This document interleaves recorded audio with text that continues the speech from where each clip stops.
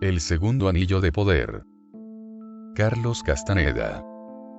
Los Genaros. Desperté alrededor de las 8 de la mañana siguiente y descubrí que la gorda había soleado mis ropas y preparado el desayuno.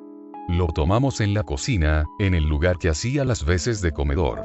Una vez que hubimos terminado, le pregunté por Lidia, Rosa y Josefina. Parecían haberse esfumado de la casa. Están ayudando a Soledad, dijo. Se está preparando para partir. ¿A dónde va? A algún lugar, lejos de aquí. Ya no tiene razón alguna para quedarse. Estuvo esperándote y tú ya has llegado. ¿Las hermanitas se van con ella? No. Solo que hoy no quieren estar aquí. Todo hace pensar que para ellas no es un buen día para andar por el lugar. ¿Por qué no es un buen día? Los Genaros vienen a verte hoy y las muchachas no congenian con ellos. Si se encuentran aquí, se lanzarán a la lucha más espantosa. La última vez estuvieron a punto de matarse. ¿Luchan físicamente? Ya lo creo. Son todos muy fuertes y ninguno quiere el segundo puesto. El Nahual me advirtió que ello ocurriría, pero no tengo poder para detenerlos. Y no solo eso, sino que he tenido que tomar partido, de modo que es un lío. ¿Cómo sabes que los Genaros vendrán hoy? No he hablado con ellos. Solo sé que hoy estarán aquí, eso es todo. ¿Lo sabes porque ves, gorda? Así es. Veo que vienen. Y uno de ellos viene directamente hacia ti, porque le estás atrayendo. Le aseguré que no atraía a nadie en particular. Le dije que no había revelado a nadie el propósito de mi viaje, pero que estaba relacionado con algo que deseaba preguntar a Pablito y a Néstor. Sonrió con coquetería y sostuvo que el destino me había unido a Pablito, que éramos muy parecidos, y que, a no dudarlo, él iba a ser el primero en verme. Agregó que todo lo que le sucedía a un guerrero debía interpretarse como un presagio. Así, mi encuentro con Soledad era un presagio de aquello que iba a descubrir en mi visita. Le pedí que me explicara ese punto. Los hombres te darán poco esta vez, dijo. Son las mujeres las que te harán trizas, como lo hizo Soledad. Eso es lo que te diría, si leyera el presagio. Tú esperas a los Genaros, pero son hombres, como tú. Y considera ese otro presagio. Están un poco atrasadillos. Yo diría que llevan un atraso de un par de días. Ese es tu destino, al igual que el de ellos. Llevar siempre un par de días de atraso. ¿Atraso con respecto a qué, gorda? Con respecto a todo. Respecto de las mujeres, por ejemplo. Rió y me acarició la cabeza. Por testarudo que seas, prosiguió. Tendrás que admitir que tengo razón. Espera y verás. ¿Te dijo el Nahual que los hombres estaban atrasados respecto de las mujeres? Pregunté. Desde luego, replicó. Todo lo que tienes que hacer es mirar a tu alrededor. Lo hago, gorda. Pero no veo tal cosa. Las mujeres se hallan siempre detrás. Dependen de los hombres. Se echó a reír. Su risa no revelaba desdén ni amargura.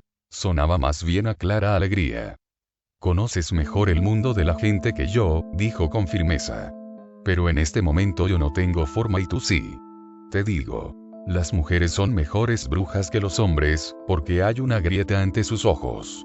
No parecía enfadada, pero me sentí obligado a explicarle que yo formulaba preguntas y hacía comentarios, no para atacar ni defender ningún punto en particular, sino porque quería que hablara. Me replicó que no había hecho más que hablar desde el momento de nuestro encuentro, y que el Nahual la había preparado para hablar porque su tarea era idéntica a la mía. Estar en el mundo de la gente. Todo lo que decimos, prosiguió, es un reflejo del mundo de la gente. Descubrirás antes de que tu visita haya terminado que hablas y actúas como lo haces porque sigues unido a la forma humana, así como los Genaros y las hermanitas siguen unidos a la forma humana cuando luchan a muerte entre ellos. ¿Pero acaso no se esperaba que todas colaborasen con Pablito, Néstor y Benigno? Genaro y el Nahual nos dijeron que debíamos vivir en armonía y ayudarnos y protegernos mutuamente, porque estábamos solos en el mundo. Pablito quedó a cargo de nosotras 4, pero es un cobarde. De ser por él, nos dejaría morir como perros. No obstante, cuando el Nahual estaba aquí, Pablito era muy amable y cuidaba muy bien de nosotras. Todo el mundo solía tomarle el pelo y decirle, bromeando, que nos trataba como si fuésemos sus esposas. No mucho antes de su partida, el Nahual y Genaro le confiaron que tenía una buena oportunidad de llegar a ser el Nahual algún día, por cuanto era posible que nosotras llegáramos a ser sus cuatro vientos, sus cuatro lados del mundo. Pablito entendió esto como una misión, y cambió a partir de entonces. Se puso insufrible. Comenzó a darnos órdenes, como si realmente fuésemos sus esposas. Le pregunté al Nahual por las posibilidades de Pablito y me respondió que todo en el mundo de un guerrero, como yo debía saber, dependía de la impecabilidad. Si Pablito fuera impecable, tendría una oportunidad. Me eché a reír cuando me dijo eso. Conozco bien a Pablito. Pero el Nahual me explicó que no debía tomarlo a la ligera. Dijo que los guerreros siempre tenían una oportunidad, no importa cuán pequeña sea. Me hizo ver que yo también era un guerrero y no debía estorbar a Pablito con mis pensamientos. Que debía desecharlos y dejar en paz a Pablito. Que lo impecable, en mi caso, consistía en ayudar a Pablito sin preocuparme por lo que sabía de él. Comprendí sus palabras. Además, tengo una deuda personal con Pablito, y recibí con gusto la ocasión de tenderle una mano. Pero no ignoraba que, por muchos esfuerzos que hiciese en su favor, iba a fracasar. Siempre supe que él carecía de lo que hace falta para ser como el Nahual. Pablito es muy pueril y no aceptará su derrota. Es desdichado porque no es impecable, y, sin embargo, en su pensamiento sigue intentando ser como el Nahual. ¿Cómo fracasó? Tan pronto como el Nahual partió, Pablito tuvo una fatal discusión con Lidia. Años atrás, el Nahual le había encomendado la misión de ser el marido de Lidia, para cubrir las apariencias. La gente de por aquí creía que ella era su esposa. Esto a Lidia no le agradaba en lo más mínimo. Es muy dura. Lo cierto es que Pablito siempre le tuvo un miedo mortal. Nunca se llevaron bien, y se toleraron recíprocamente debido a la presencia del Nahual. Pero cuando este se fue, Pablito se volvió más loco de lo que ya estaba y se convenció de que poseía el suficiente poder personal para tomarnos por esposas. Los tres Genaros se reunieron y discutieron lo que Pablito debía hacer. Decidieron que primero tenía que tomar a Lidia, la más fuerte de las mujeres. Aguardaron a que estuviera sola y entonces los tres entraron a la casa, la cogieron por los brazos y la arrojaron sobre la cama. Pablito se puso encima de ella. Al principio, Lidia creyó que los Genaros estaban jugando. Pero cuando comprendió que sus propósitos eran serios, propinó a Pablito un cabezazo en el medio de la frente que lo puso al borde de la muerte. Los Genaros huyeron y Néstor pasó meses cuidando a Pablito a causa del golpe. ¿Hay algo que yo pueda hacer para ayudarles a entender? No. Desgraciadamente, su problema no es de comprensión. Los 6 entienden muy bien.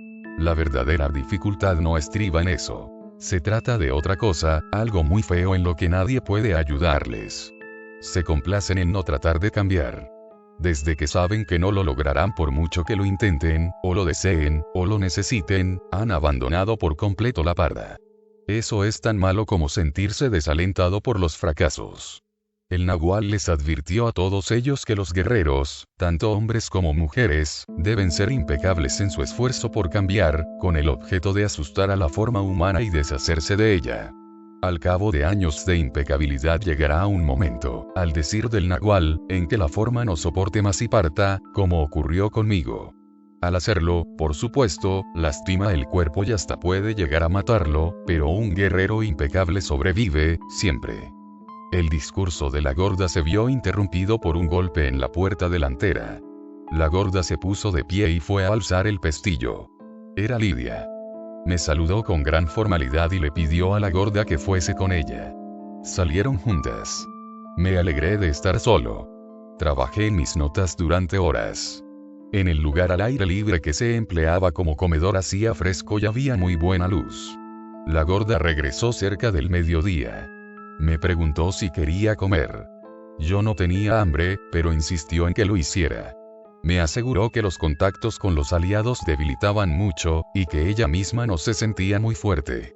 Después de comer, me senté junto a la gorda, y estaba a punto de comenzar a interrogarla sobre el soñar, cuando se abrió la puerta delantera estrepitosamente y entró Pablito.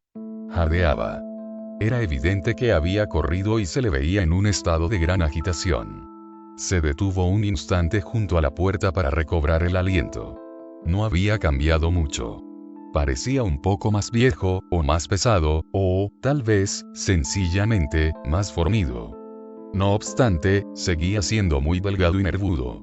Tenía la tez pálida, como si hubiese pasado mucho tiempo sin ver el sol. El castaño de sus ojos se veía acentuado por ligeras huellas de fatiga en su rostro. Recordaba a Pablito como dueño de una seductora sonrisa. Al verle allí, esta me resultó tan encantadora como de costumbre.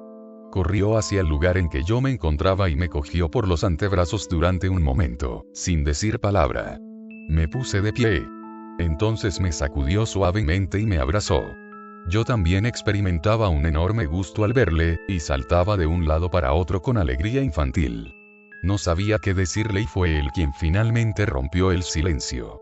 Maestro, dijo dulcemente, inclinando la cabeza como si se sometiese a mí. El que me llamase maestro me cogió por sorpresa. Me volví como si buscase a alguien detrás de mí. Exageré mis movimientos para permitirle comprender que estaba perplejo. Sonrió, y lo único que se me ocurrió fue preguntarle cómo sabía que yo estaba allí. Me dijo que él, Néstor y Benigno se habían visto forzados a volver a causa de un extraño temor, que les hizo correr día y noche, sin detenerse. Néstor se había dirigido a su casa, con el fin de averiguar si había allí algo que justificase el sentimiento que les había guiado. Benigno había ido a la de Soledad y era la de las muchachas. Tú has sacado el gordo, Pablito, dijo la gorda, y rió. Pablito no respondió. La miró. Apostaría a que estás elaborando un medio para echarme, dijo, con gran enfado. No te metas conmigo, Pablito, dijo la gorda, imperturbable. Pablito se volvió hacia mí y se disculpó. Agregó, en voz bien audible, como si deseara que todo aquel que se encontrase en la casa le oyera, que había traído su propia silla para sentarse, y que podía colocarla donde quisiera. No hay aquí nadie más que nosotros, dijo la gorda con suavidad, y sofocó una risita. De todos modos, traeré mi silla, dijo Pablito. ¿A ti no te importa, maestro? No. Miré a la gorda. Me hizo con el pie una seña casi imperceptible, autorizándome a seguir adelante. Tráela. Trae todo lo que quieras, dije. Pablito salió de la casa. Todos ellos son así, dijo la gorda, los tres. Pablito regresó sin tardanza, cargando a hombros una silla de aspecto insólito.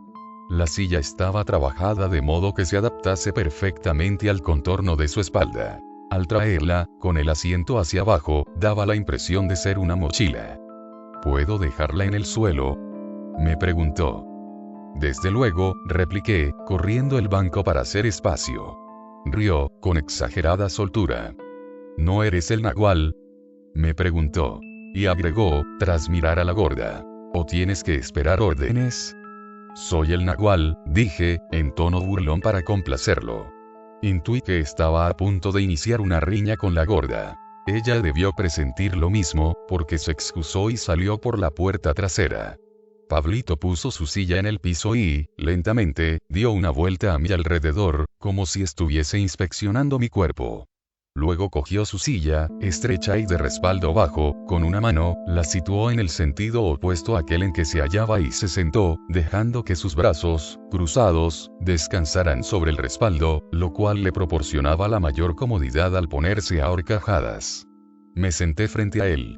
Su talante había variado por completo al instante de irse la gorda. Debo pedirte que me perdones por actuar del modo en que lo hice, dijo sonriendo. Pero tenía que deshacerme de esa bruja. ¿Tan mala es, Pablito? No tengas la menor duda, replicó. Para cambiar de tema, le dije que se le veía muy elegante y próspero. También a ti se te ve muy bien, maestro, dijo. ¿Qué es ese disparate de llamarme maestro?, pregunté en tono de broma. Las cosas ya no son como antes, replicó. Estamos en un nuevo reino, y el testigo dice que ahora tú eres un maestro. Y el testigo no puede equivocarse. Pero él mismo te contará toda la historia. Estará aquí dentro de poco, y se alegrará de volver a verte. Supongo que ya ha de haber percibido que estabas aquí. Mientras nos dirigíamos hacia aquí, todos teníamos la convicción de que estabas en camino, pero ninguno supo que ya habías llegado. Le hice saber entonces que había ido con la única finalidad de verle a él y a Néstor, que eran las únicas personas en el mundo con las cuales podía hablar acerca de nuestro último encuentro con don Juan y don Genaro, y que necesitaba por sobre todo aclarar las incertidumbres que esa reunión final había suscitado en mí. Estamos unidos, dijo. Haré todo lo que pueda por ti. Lo sabes. Pero debo advertirte que no soy tan fuerte como tú querrías. Tal vez fuese mejor que no conversáramos. No obstante, si no conversamos nunca entenderemos nada. De modo cuidadoso y lento, formulé mi interrogatorio. Expliqué que había un solo punto en el centro de la cuestión que intrigaba mi razón. Dime, Pablito, pregunté, ¿saltamos realmente, con nuestros cuerpos, al abismo? No lo sé, respondió. Francamente, no lo sé. Pero estuviste allí conmigo. Ese es el asunto. ¿Estuve realmente allí? Su enigmática réplica me fastidió. Tuve la sensación de que, si lo sacudía o lo apretaba, algo de él se liberaría. Me resultaba evidente que ocultaba algo de gran valor. Afirmé enérgicamente que me guardaba secretos cuando había una absoluta confianza entre nosotros. Pablito sacudió la cabeza como si, en silencio, se opusiese a mi acusación. Le pedí que me narrara toda su experiencia, comenzando por el periodo anterior a nuestro salto, cuando don Juan y don Genaro nos prepararon para la embestida definitiva. El relato de Pablito fue desordenado e inconsistente. Todo lo que recordaba acerca de los últimos momentos, previos a nuestro arrojarnos al abismo, era que, una vez que don Juan y don Genaro se hubieron despedido de nosotros para perderse en la oscuridad, le faltaron fuerzas, estuvo a punto de caer de bruces, yo le sostuve por el brazo y le llevé hasta el borde de la cima y allí perdió el conocimiento. ¿Y qué sucedió luego, Pablito? No lo sé. ¿Tuviste sueños, o visiones? ¿Qué viste? Por lo que sé, no tuve visiones o, si las tuve, no les presté atención. Mi falta de impecabilidad me impide recordarlas. ¿Y entonces qué ocurrió? Desperté en la que había sido casa de Genaro. No sé cómo llegué allí. Permaneció inmóvil, en tanto yo hurgaba frenéticamente en mi mente en busca de una pregunta, un comentario, una observación crítica o cualquier cosa que agregara cierta amplitud a sus declaraciones. En realidad, nada en el relato de Pablito servía para confirmar lo que me había sucedido. Me sentía decepcionado. Casi enfadado con él. En mí se mezclaban la piedad por Pablito y por mí mismo y una profundísima desilusión. Lamento resultarte un chasco, dijo Pablito. Mi inmediata reacción ante sus palabras consistió en disimular mis sentimientos. Le aseguré que no me sentía defraudado. Soy un brujo, dijo riendo. Un brujo no muy lúcido, pero sí lo bastante como para interpretar los mensajes de mi propio cuerpo. Y ahora me dice que estás enfadado conmigo. No estoy enfadado, Pablito. Exclamé. Eso es lo que indica tu razón, pero no tu cuerpo, dijo. Tu cuerpo está enojado conmigo, pero tu razón no haya motivo alguno para ello. De modo que te hallas en medio de un fuego cruzado. Lo menos que puedo hacer por ti es aclararlo. Tu cuerpo está enfadado porque sabe que yo no soy impecable y que solo un guerrero impecable puede prestarte ayuda. Está enfadado además porque siente que me estoy desperdiciando. Lo comprendió todo en el momento en que traspuse esa puerta. No sabía qué decir. El recuerdo de algunos hechos me invadió como un torrente y entendí muchas de las cosas que habían tenido lugar. Posiblemente él tuviese razón al sostener que mi cuerpo ya lo sabía. En alguna medida, su franqueza al colocarme frente a mis propios sentimientos había embotado el filo de mi frustración. Empecé a preguntarme si Pablito no estaría jugando conmigo. Le dije que el ser tan directo y atrevido no era fácilmente conciliable con la imagen de debilidad que había dado de sí mismo. Mi debilidad consiste en que estoy hecho para el anhelo, dijo, casi en un susurro. Soy así hasta el punto en que suspiro por la vida que hacía cuando era un hombre ordinario. ¿Lo puedes creer? ¿No hablas en serio, Pablito? Exclamé. Sí, replicó. Ansío el gran privilegio de andar por la faz de la tierra como un hombre corriente, sin esta tremenda carga. Encontré su declaración sencillamente ridícula, y me encontré repitiendo una y otra vez que no era posible que hablase en serio. Pablito me miró y suspiró. Fui presa de una repentina aprensión. A juzgar por las apariencias, se hallaba al borde de las lágrimas. La aprensión dio paso a una mutua comprensión. Ninguno de los dos podía ayudar al otro. La gorda volvió a la cocina en ese momento. Pablito pareció experimentar una repentina revitalización. Se puso de pie de un salto y pisó el suelo con todas sus fuerzas.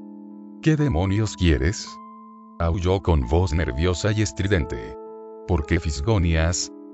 La gorda se dirigió a mí, como si él no hubiese existido. Me informó cortésmente que iba a la casa de Soledad. ¿A quién le importa a dónde vas?, chilló. Puedes irte al infierno. Dio una patada en el suelo como un niño malcriado, mientras la gorda reía. Vámonos de esta casa, maestro, dijo a voz en cuello. Su súbito paso de la tristeza a la cólera me fascinó. Estaba absorto observándolo. Uno de los rasgos que siempre había admirado en él era su agilidad. Aun en el momento en que había pegado contra el piso, sus movimientos habían sido gráciles. De pronto estiró el brazo por encima de la mesa, y estuvo a punto de arrebatarme la libreta de las manos. La cogió con los dedos pulgar e índice de su mano izquierda. Tuve que aferrarla con ambas manos, haciendo uso de toda mi fuerza. Era tan extraordinaria la potencia de su tirón, que no le hubiera sido difícil, de proponérselo verdaderamente, quitármela. Lo dejó estar y en el momento en que retiraba la mano percibí una imagen fugaz de una prolongación de la misma. Fue tan veloz que podía habérmela explicado como una distorsión visual de mi parte, un producto de la violencia con que me había visto obligado a ponerme de pie a medias, arrastrado por su tirón. Pero ya había aprendido, que ante aquella gente ni mi actuación ni mi manera de explicarme las cosas podían ser las habituales, de modo que ni siquiera lo intenté. ¿Qué tienes en la mano, Pablito?, pregunté. Retrocedió sorprendido y escondió la mano tras de sí. Me dio una mirada inexpresiva y murmuró que quería que abandonáramos esa casa porque estaba comenzando a sentirse mareado. La gorda se echó a reír a carcajadas y dijo que Pablito era tan buen impostor como Josefina, o quizás mejor, y que si insistía en saber qué tenía en la mano se desmayaría y Néstor tendría que cuidar de él durante meses. Pablito empezó a ahogarse. Su rostro se puso casi púrpura. La gorda le dijo en tono despreocupado que dejase de actuar porque carecía de público. Ella se iba y yo no tenía mucha paciencia. Luego se volvió y me dijo con tono autoritario que me quedara allí y no fuese a casa de los Genaros.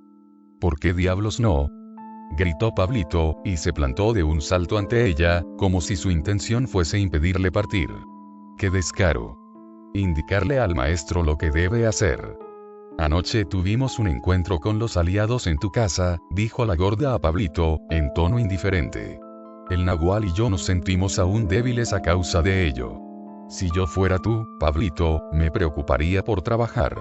Las cosas han cambiado. Todo ha cambiado desde su llegada. La gorda salió por la puerta delantera. Fue en ese instante que tomé conciencia de que también a ella se la veía muy cansada. Sus zapatos parecían demasiado ajustados. O, tal vez, arrastraba un poco los pies debido a su debilidad. En apariencia, era pequeña y frágil. Pensé que mi aspecto debía ser semejante. Puesto que no había espejos en aquella casa, sentí la necesidad de salir a mirarme en el retrovisor de mi coche. Lo hubiera hecho, de no habérmelo impedido Pablito. Me pidió fervorosamente que no creyera una sola de las palabras que ella había pronunciado acerca de su condición de impostor. Le dije que no se preocupara por ello. La gorda no te gusta nada, ¿verdad? Es cierto, replicó con una mirada salvaje. Sabes mejor que nadie la clase de monstruos que son esas mujeres. El Nahual nos dijo un día que ibas a venir para caer en su trampa. Nos rogó que estuviésemos alerta y te pusiéramos sobre aviso de sus designios.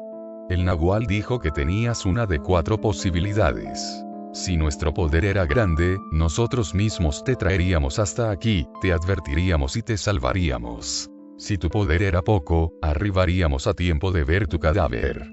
La tercera posibilidad consistía en hallarte convertido en esclavo de la bruja Soledad o esclavo de estas mujeres repugnantes y hambrunas. La cuarta y más remota era que te encontrásemos sano y salvo. El Nahual nos dijo que, en caso de que sobrevivieras, serías el Nahual y deberíamos confiar en ti porque eras el único que nos podía ayudar. Haré cualquier cosa por ti, Pablito. Lo sabes. No solo por mí. No estoy solo. El testigo y Benigno están conmigo. Estamos juntos y tú debes ayudarnos a los tres. Desde luego, Pablito. Ni siquiera hace falta decirlo. La gente de por aquí nunca nos ha molestado. Solo tenemos problemas con esos monstruos horribles. No sabemos qué hacer con ellas.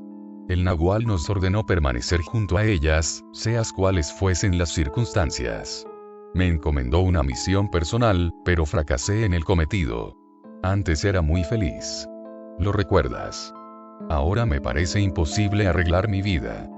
¿Qué sucedió, Pablito? Esas brujas me echaron de mi casa. Tomaron posesión y me arrojaron como a un trasto viejo. Ahora vivo en casa de Genaro, con Néstor y Benigno. Hasta tenemos que prepararnos las comidas. El Nahual sabía que eso podía suceder y encargó a la gorda la tarea de mediar entre nosotros y esas tres perras. Pero la gorda sigue respondiendo al nombre con el cual el Nahual solía llamarla: 100 nalgas. Ese fue su mote durante años y años, porque llevaba las básculas a 100 kilos. Pablito sofocó una risilla al recordar a la gorda. Era la bestia más gorda y maloliente del mundo, prosiguió. Hoy su tamaño real se haya reducido a la mitad, pero sigue siendo la misma mujer gorda y mentalmente lenta que otrora. Pero ahora estás aquí, maestro, y nuestras preocupaciones se han desvanecido. Ahora somos 4 contra 4. Quise interponer un comentario, pero me detuvo. Déjame terminar lo que debo decirte antes de que esa bruja vuelva para echarme de aquí, dijo, en tanto miraba la puerta nerviosamente. Sé que te han dicho que ustedes 5 son lo mismo porque tú eres el hijo del Nahual. Eso es una mentira. También eres como nosotros los Genaros, porque también Genaro ayudó a construir tu luminosidad. También eres uno de nosotros. ¿Comprendes lo que quiero decir? De modo que no debes creer lo que te digan. También nos perteneces. Las brujas no saben que el Nahual nos lo contó todo. Creen que son las únicas que saben. Costó 2 toltecas hacernos como somos. Somos hijos de ambos. Esas brujas... Espera, Pablito, dije, tapándole la boca. Calló, aparentemente asustado por lo súbito de mi movimiento. ¿Qué me quieres dar a entender con eso de que costó 2 toltecas hacernos? El Nahual nos hizo saber que éramos toltecas. Todos nosotros somos toltecas. Según él, un tolteca es un receptor y conservador de misterios. El Nahual y Genaro son toltecas. Nos dieron su luminosidad y sus misterios. Recibimos sus misterios y ahora los conservamos. Su empleo de la palabra tolteca me desconcertó. Yo estaba familiarizado únicamente con su significado antropológico. En ese contexto, refiere siempre a la cultura de un pueblo de lengua náhuatl del centro y sur de México, ya extinguido en tiempos de la conquista. ¿Por qué nos llamaba toltecas? Pregunté, sin saber qué otra cosa decir. Porque eso es lo que somos. En vez de decir que éramos brujos o hechiceros, él decía que éramos toltecas. Si ese es el caso, ¿por qué tú llamas brujas a las hermanitas? Oh, es que las odio. Eso no tiene nada que ver con lo que somos. ¿Les dijo el Nahual eso a todos? Claro, por supuesto. Todos lo saben. Pero a mí nunca me lo dijo. Oh, es que tú eres un hombre muy educado y siempre estás discutiendo cosas estúpidas. Rió, en un tono forzado y agudo, y me dio unas palmaditas en la espalda. ¿Les dijo el Nahual en alguna oportunidad que los toltecas eran un pueblo antiguo que vivió por esta parte de México? Pregunté. ¿Ves a dónde vas a parar? Por eso a ti no te dijo nada. Lo más probable es que el viejo cuervo no supiera que se trataba de un pueblo antiguo. Se mecía en la silla mientras reía. Su risa era muy agradable y contagiosa. Somos toltecas, maestro, dijo. Ten la seguridad de que lo somos. Eso es todo lo que sé. Pero puedes preguntarle al testigo. Él sabe. Yo he perdido el interés por la cuestión hace mucho. Se puso de pie y se dirigió al fogón. Lo seguí. Examinó una olla llena de comida que se cocía a fuego lento. Me preguntó si sabía quién lo había preparado. Estaba casi seguro de que había sido la gorda, pero le respondí que no sabía.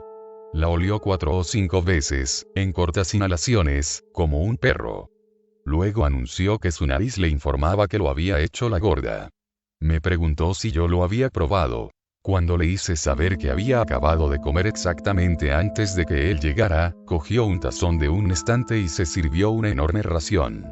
Me recomendó, en términos imperativos, que solo comiera cosas preparadas por la gorda y que usara únicamente su tazón, tal como él lo estaba haciendo.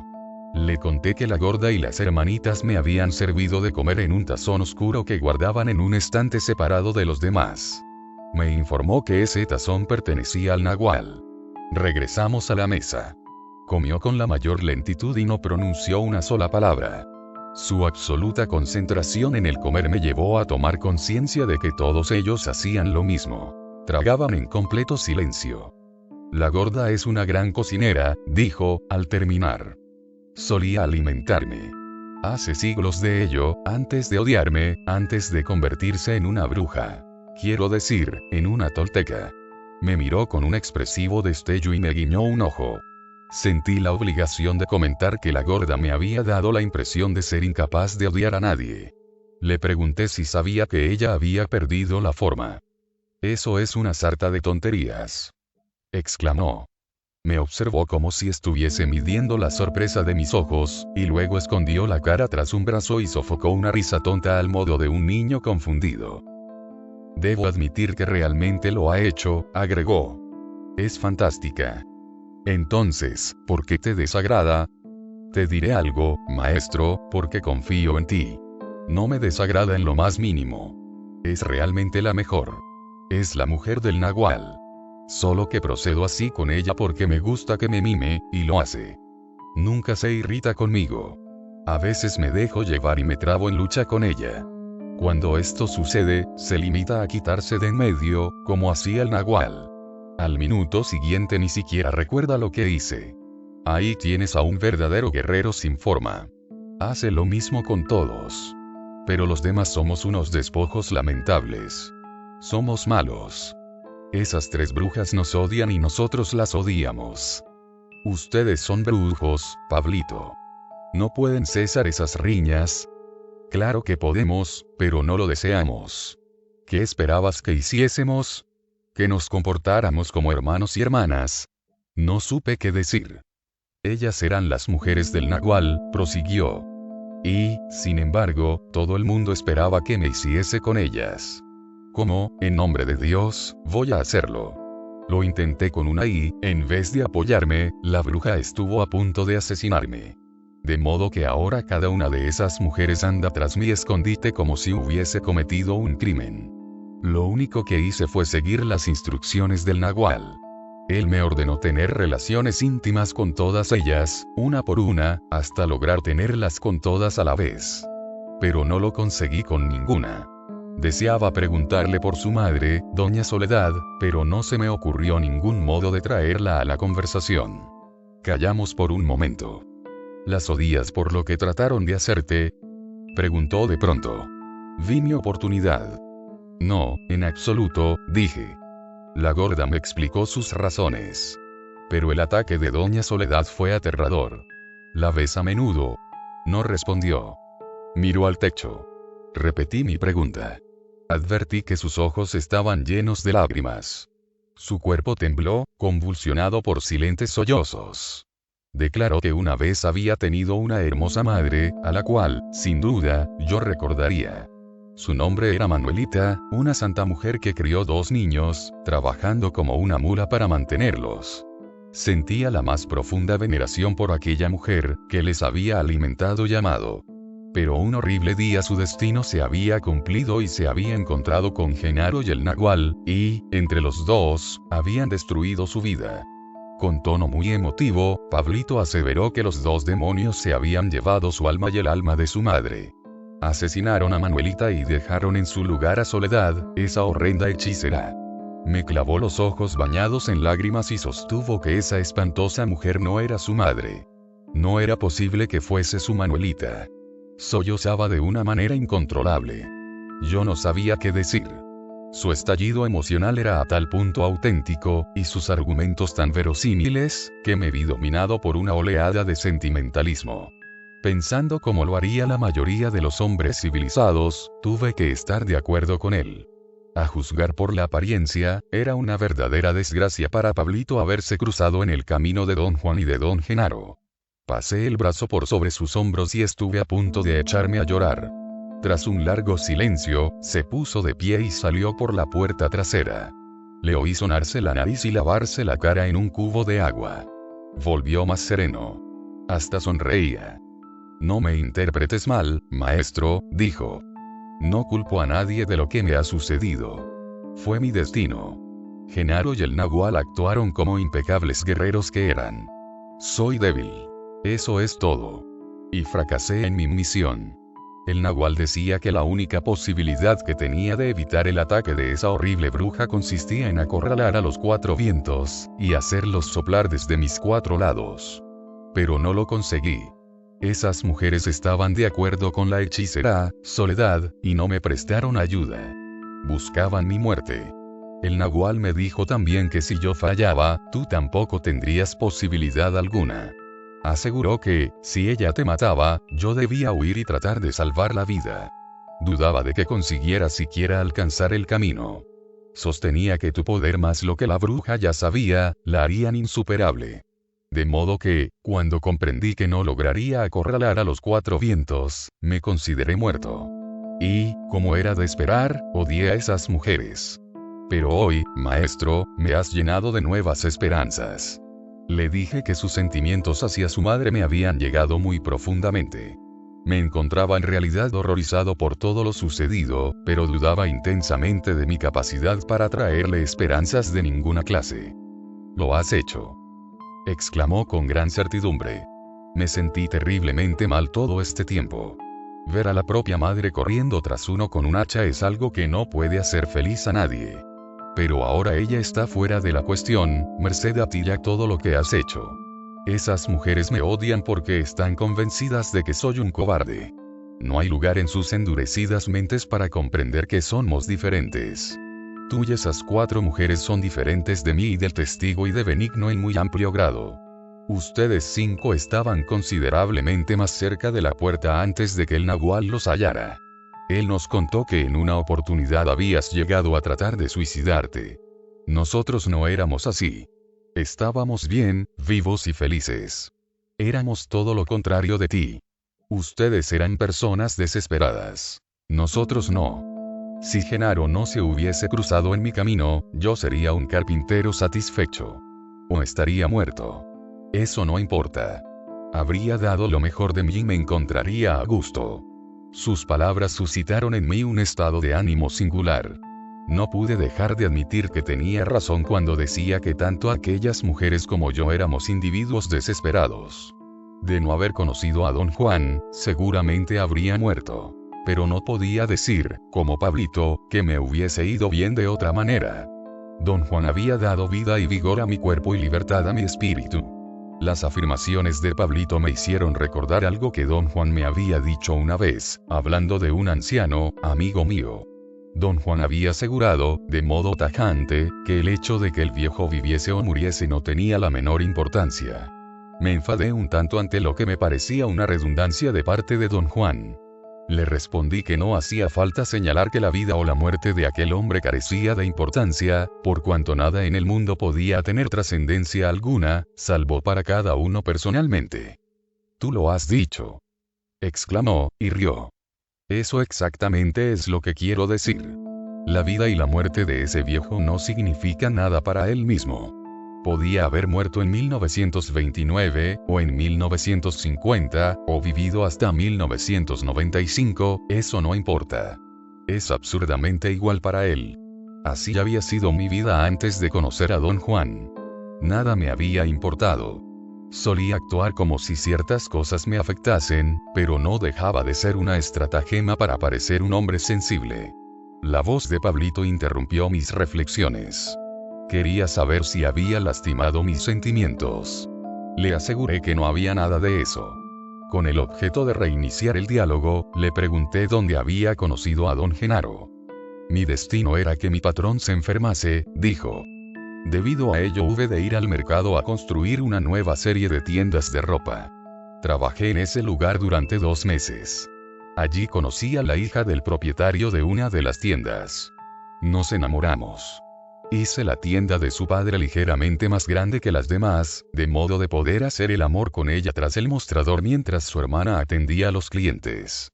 Un día Genaro llevó un saco de plantas medicinales a un comerciante del otro lado de la nave, y, mientras conversaba con él, notó que el puesto de ropas vibraba. Observó con atención el lugar, pero vio solamente a la hermana, dormitando en una silla. El hombre informó a Genaro de que cada día el puesto vibraba así alrededor de esa hora. Al día siguiente, Genaro llevó al nahual, para que viese vibrar la construcción, y consiguió su propósito. Regresaron al otro día y volvió a vibrar. De modo que esperaron hasta que salí. Fue entonces que trabé relación con ella, y poco después Genaro me contó que era herborista y me propuso preparar para mí una poción merced a la cual ninguna mujer se me resistiría. Me gustaban las mujeres, así que piqué. Ciertamente me preparó la poción, pero ello le llevó 10 años. En el ínterin llegué a conocerlo muy bien, y a quererlo más que si fuese mi propio hermano. Y ahora lo extraño como no te puedes imaginar. Como puedes ver, me hizo trampa. A veces me alegro de que lo haya hecho. No obstante, las más de las veces me irrita. Don Juan me dijo que los brujos debían contar con un presagio antes de decidirse por algo. ¿Hubo algo de eso contigo, Pablito? Sí. Genaro me contó que el ver temblar el puesto despertó su curiosidad y entonces vio que 2 personas hacían el amor tras el mostrador. De modo que se sentó a esperar que salieran. Quería ver quiénes eran. Al cabo de un rato apareció la muchacha, pero a mí no me vio. Pensó que resultaba muy extraño, tras estar tan decidido a ponerme los ojos encima. Al día siguiente regresó en compañía del nahual. Genaro fue a pasearse por la parte de atrás del puesto, en tanto el nahual aguardaba delante. Tropecé con Genaro cuando salía a gatas. Creí que no me había visto porque yo me hallaba aún detrás del trozo de tela que cubría la abertura que había dejado en la pared lateral. Comencé a ladrar, para hacerle pensar que debajo del trapo había un perrito. Gruñó y me ladró y me llevó a la convicción de que al otro lado había un enorme perro enfurecido. Me asusté tanto que salí corriendo por el lado opuesto y me di de bruces con el nahual. Si hubiese sido un hombre corriente, lo hubiera derribado, dado que lo cogí enteramente de frente. En cambio, me alzó como a un niño. Me quedé absolutamente pasmado. Para ser un hombre tan viejo, era verdaderamente fuerte. Pensé que un hombre tan fuerte me podía servir para acarrear maderas. Además, no quería desprestigiarme ante la gente que me había visto salir corriendo de debajo del mostrador. Le pregunté si le gustaría trabajar para mí. Me dijo que sí.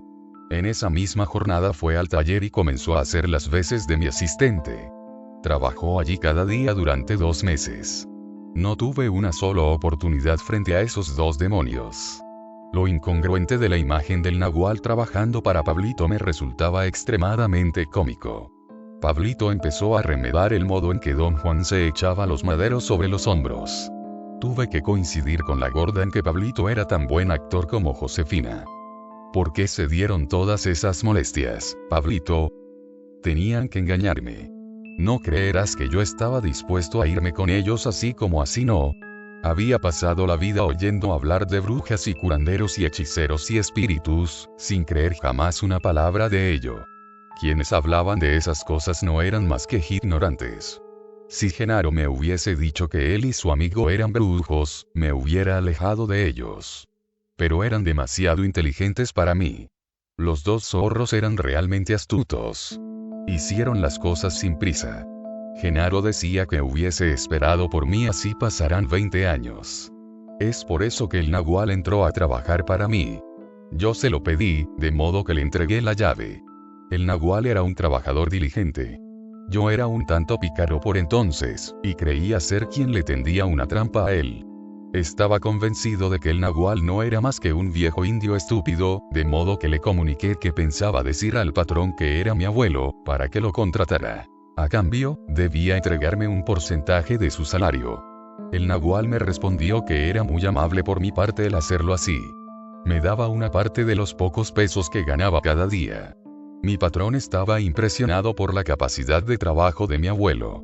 Pero los demás se burlaban de él. Como sabes, tenía la costumbre de hacer crujir todas sus articulaciones de tanto en tanto. En el taller lo hacía toda vez que acarreaba algo. Naturalmente, la gente creía que era tan viejo que siempre que se echaba algo a la espalda su cuerpo chirriaba. Con el nahual como abuelo me sentía bastante desdichado. Pero para entonces Genaro ya había seducido mi avaricia, diciéndome que proporcionaba al nahual una mezcla de plantas especial que lo hacía ser fuerte como un toro. Cada día acostumbraba llevarle un pequeño montón de hojas maceradas. Aseveraba que su amigo no era nada sin el brebaje, y, para demostrármelo, pasó 2 días sin dárselo. Sin las hojas el nahual parecía ser un viejo común y corriente. Genaro me convenció de que a mí también me era posible utilizar su pócima para que las mujeres me amasen. Ello despertó todo mi interés, sobre todo cuando me dijo que podíamos ser socios si le ayudaba a preparar la fórmula y dársela a su amigo. Un día me mostró unos dólares y me contó que había vendido su primer lote a un norteamericano. Eso me terminó de atraer y me convertí en socio suyo. Mi socio Genaro y yo teníamos grandes planes. Él sostenía que yo debía tener mi propio taller, porque con el dinero que íbamos a hacer con su fórmula podría comprar lo que quisiera. Compré un local y mi socio pagó por él. De modo que me entusiasmé. Sabía que hablaba en serio y comencé a trabajar en la preparación de su mezcla de hojas. A esa altura, yo tenía la seguridad de que don Genaro había empleado plantas psicotrópicas en su receta. Razoné que debía de haber dado a Pablito su producto para garantizarse su sumisión. ¿Te dio plantas de poder, Pablito?, pregunté. Desde luego, replicó. Me dio su preparado. Tragué toneladas de él. Describió y realizó la imitación del modo en que don Juan se sentaba junto a la puerta de la casa de don Genaro, profundamente aletargado, y volvía a la vida tan pronto como la pócima tocaba sus labios. Pablito me dijo que, a la vista de tal transformación, se vio obligado a probarla. ¿Qué había en esa fórmula?, pregunté. Hojas verdes, respondió. Todas las hojas verdes que podía recoger. Así de demonio era Genaro.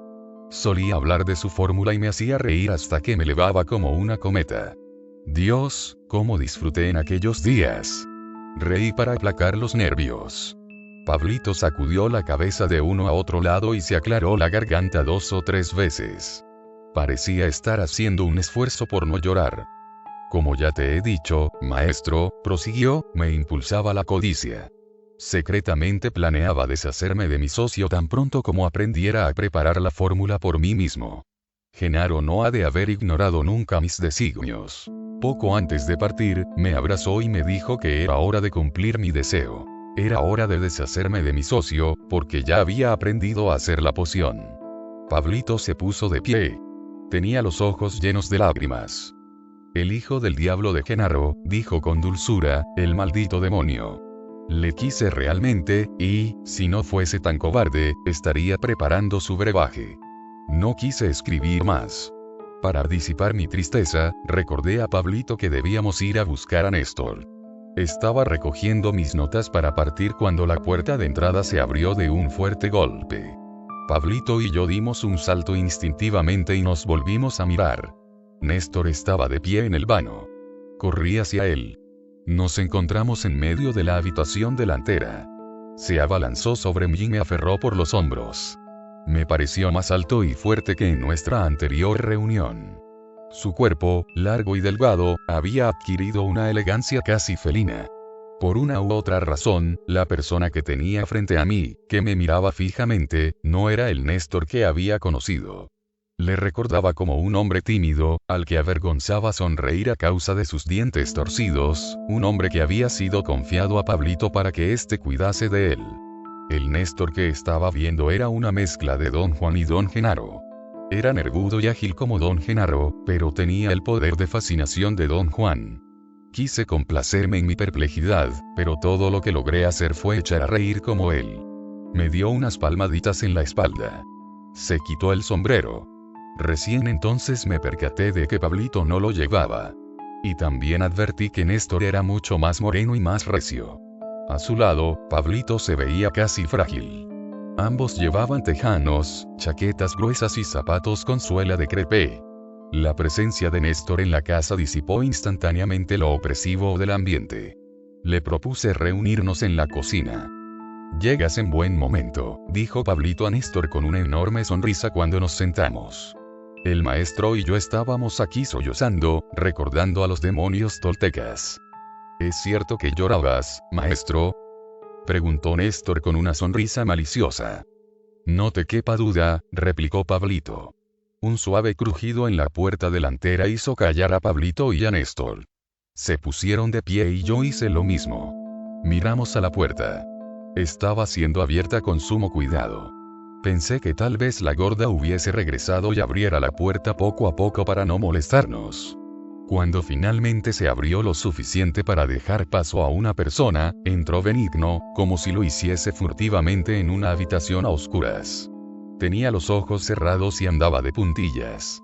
Me hizo pensar en un niño que tratase de entrar sin ser visto en un cine, por la puerta de salida, para asistir a una función, sin atreverse a hacer ruido y sin distinguir nada en la oscuridad. Todos contemplábamos a Benigno en silencio.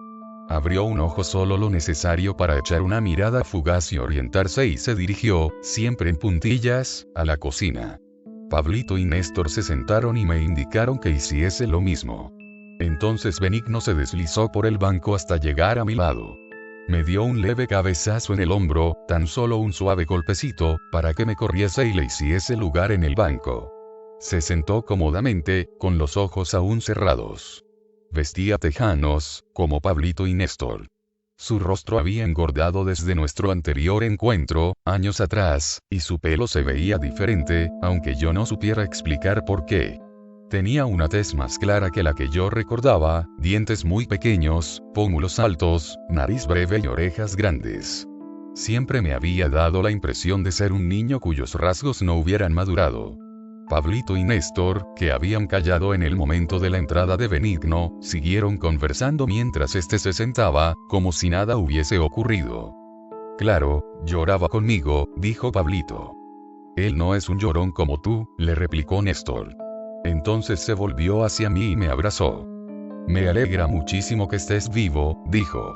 «Acabamos de hablar con la gorda y nos dijo que eras el nahual, pero no nos explicó cómo te las arreglaste para salvar tu vida». «¿Cómo fue, maestro?». Entonces se me presentó una curiosa lección. Hubiera podido seguir por el camino de lo racional, como siempre, y decir sin mentir que no tenía la más vaga idea. También podía haber dicho que mi doble me había librado de aquellas mujeres. Estaba estimando el probable efecto de cada una de las alternativas cuando Benigno me distrajo. Abrió ligeramente un ojo y me miró y sofocó una risilla y ocultó la cabeza entre los brazos. «Benigno, ¿no quieres hablar conmigo?», pregunté. Negó con la cabeza. Me sentía cohibido con él allí a mi lado, y opté por preguntar qué problema había conmigo. «¿Qué hace?», pregunté a Néstor en voz alta. Néstor frotó la cabeza de Benigno y lo sacudió. Benigno abrió los ojos y los volvió a cerrar. «Es así, ya lo conoces», me dijo Néstor. «Es extremadamente tímido. Tarde o temprano abrirá los ojos. No le hagas caso. Si se aburre, se quedará dormido». Benigno hizo un movimiento afirmativo con la cabeza, siempre con los ojos cerrados. «Bueno, ¿cómo fue que te zafaste?», insistió Néstor. «¿No nos lo quieres decir?», preguntó Pablito. Expliqué que mi doble había salido de mi coronilla por 3 veces. Les hice un relato de lo sucedido. No se mostraron en absoluto sorprendidos y tomaron mi narración como una cuestión de rutina. Pablito quedó encantado al considerar la posibilidad de que doña Soledad no lograra recuperarse y, a la larga, muriera. Quiso saber si también había golpeado a Lidia. Néstor le ordenó, mediante un gesto perentorio, que callara. Pablito dócilmente se interrumpió en mitad de la frase. «Lo siento, maestro», dijo Néstor, «pero no fue tu doble». «Pero si todo el mundo dijo que había sido mi doble». Sea ciencia cierta que has interpretado mal a la gorda, porque cuando Benigno y yo nos dirigíamos a la casa de Genaro, ella nos alcanzó y nos informó que tú y Pablito estabais aquí. Al referirse a ti, te llamó Nahual. ¿Sabes por qué? Reí y le respondí que creía que ello era debido a su idea de que yo había recibido la mayor parte de la luminosidad del Nahual. Uno de nosotros es un imbécil, dijo Benigno con voz tronante, sin abrir los ojos. El sonido de su voz era tan extraño que me aparté de él de un salto. Su declaración, completamente inesperada, sumada a mi reacción ante ella, hizo reír a todos.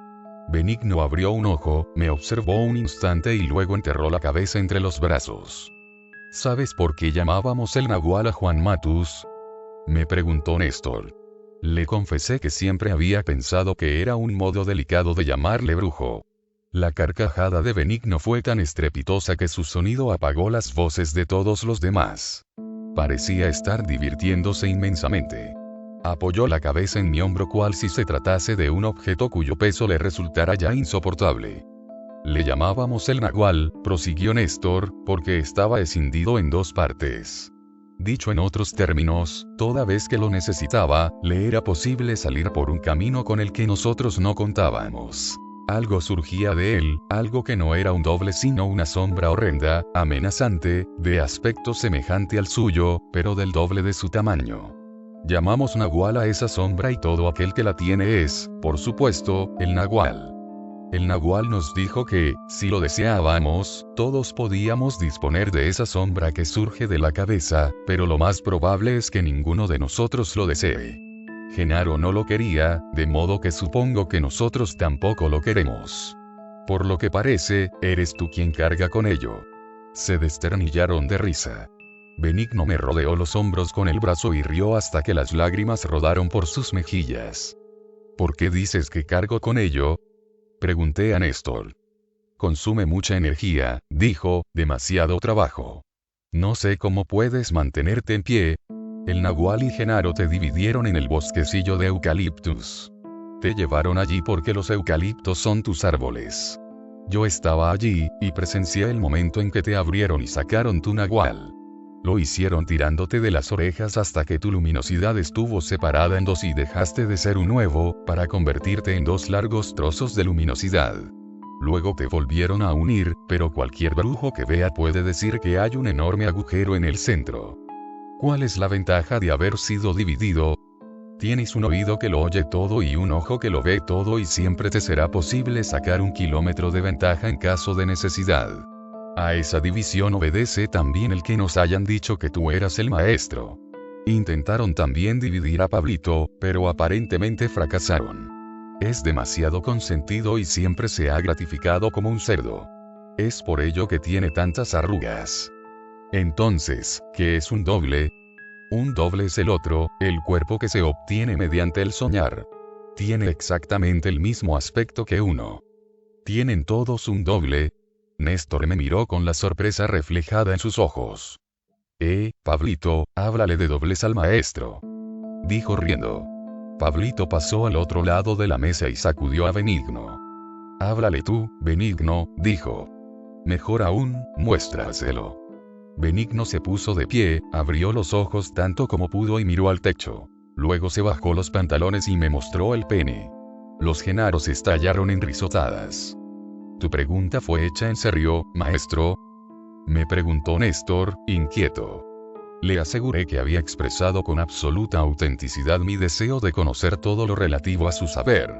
Me lancé entonces a una larga aclaración acerca de cómo don Juan me había mantenido apartado de su mundo por motivos que no alcanzaba a desentrañar, impidiéndome una relación más estrecha con ellos.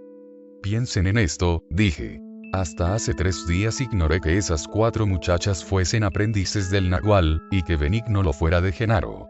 Benigno abrió los ojos. Y tú piensa en esto, dijo. Hasta hoy ignoré que fueses tan estúpido. Volvió a cerrar los ojos y los 3 echaron a reír como locos. No me quedó más remedio que sumarme a ellos. Te estábamos tomando el pelo, maestro, dijo Néstor a modo de disculpa. Creíamos que tú nos lo estabas tomando a nosotros, con tu insistencia en el tema. El Nahual nos dijo que veías. Si es así, te darás cuenta de que somos un grupo ridículo. Carecemos del cuerpo del soñar. No tenemos doble. Del modo más grave y formal, Néstor me hizo saber que algo se interponía entre ellos y su deseo de tener un doble. Entendí que lo que me quería decir era que, desde la partida de don Juan y don Genaro, se había creado una barrera. Él pensaba que probablemente fuese producto del fracaso de Pablito en su tarea. Pablito agregó que, desde que el Nagual y Genaro se habían ido, algo les perseguía. Incluso Benigno, que por entonces vivía en el punto más meridional de México, había tenido que regresar. Solo al estar los tres juntos se sentían seguros. ¿Y de qué crees que se trate? Pregunté a Néstor. Hay algo allí fuera, en esa inmensidad, que nos atrae, replicó. Pablito considera que la culpa es suya, por ponerse a malas con las mujeres. Pablito se volvió hacia mí. Había un brillo intenso en sus ojos. Me han echado una maldición, maestro, dijo. Sé que soy la causa de todas nuestras dificultades. Quise desaparecer de estos alrededores tras mi pelea con Lidia, y a los pocos meses me fui a Veracruz. Allí me encontré realmente feliz, junto a una muchacha con la que pretendía casarme. Conseguí trabajo y todo me iba bien, hasta que un día llegué a casa y me encontré con esos 4 monstruos hombrunos que, como animales de presa, me habían seguido el rastro por el olfato. Estaban en mi casa, atormentando a mi mujer. La bruja de Rosa puso la mano sobre el vientre de mi mujer y la hizo cagar en la cama. Como lo oyes. Su jefe, 100 nalgas, me dijo que habían cruzado el continente buscándome. Me cogió por el cinturón y me arrancó de allí.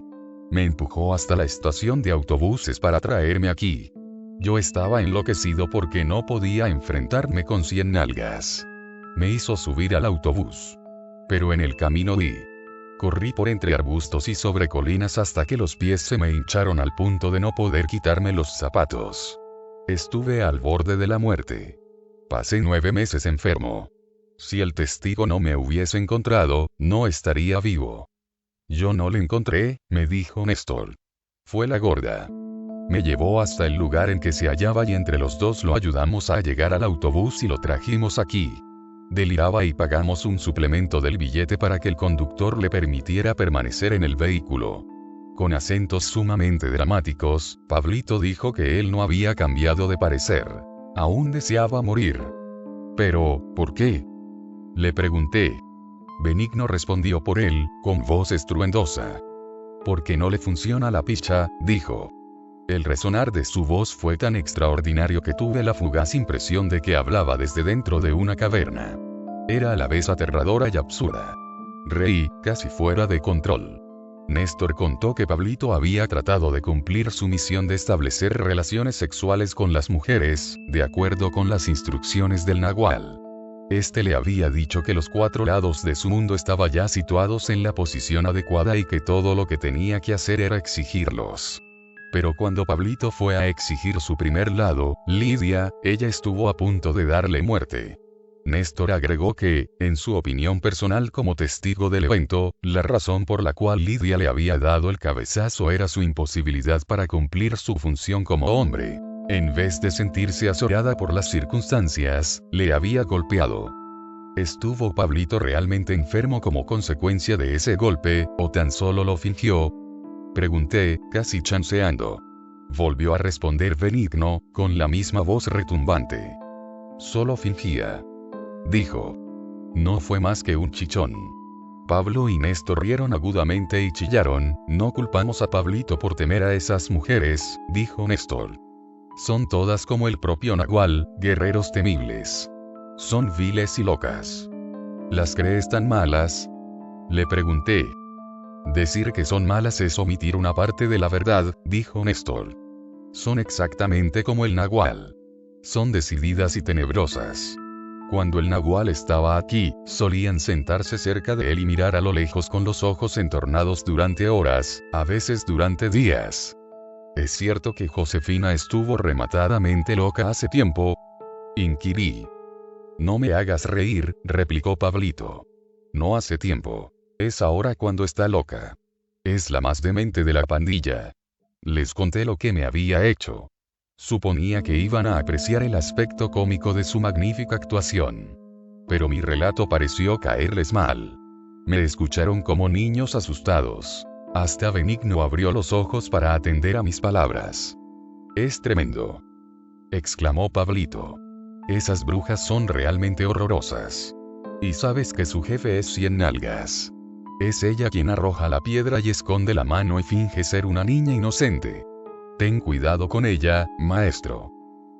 El nahual preparó a Josefina para que fuese capaz de hacerle todo en cualquier momento, explicó Néstor. Puede fingir lo que se te ocurra. Llanto, risa, ira, cualquier cosa. Pero, ¿cómo es cuando no hace comedia?, pregunté a Néstor.